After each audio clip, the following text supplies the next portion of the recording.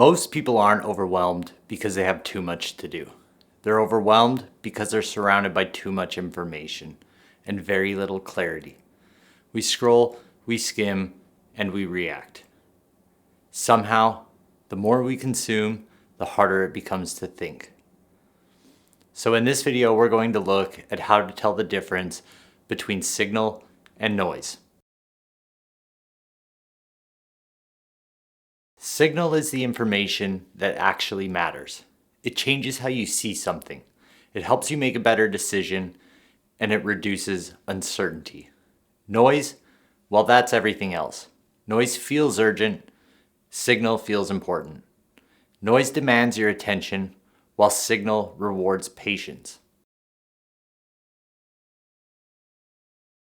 Here's the problem. The modern world isn't designed for signal. It's designed for engagement. What spreads fastest isn't what's most accurate. It's what's most emotional.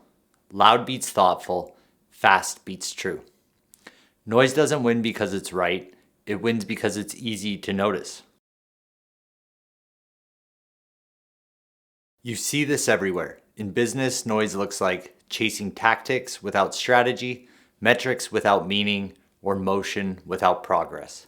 In life, noise looks like constant comparison, endless advice, and everyone else's priorities quietly becoming your own. Signal asks a harder question. What actually matters right now? Here's the part most people miss. Smart people aren't immune to the noise. In fact, they're often more vulnerable to it because they can justify almost anything. Noise doesn't disappear when you get smarter, it just becomes more convincing. Clarity isn't an intelligence problem, it's a discipline problem. So how do you start choosing signal? It's not by cutting everything out, but by filtering better. Signal helps you decide. Noise just gives you something to think about. Here's a simple test. Does this help me make a decision? Will this matter in 30 days? Is this actionable or just interesting? If it doesn't pass at least one of these, it's probably noise.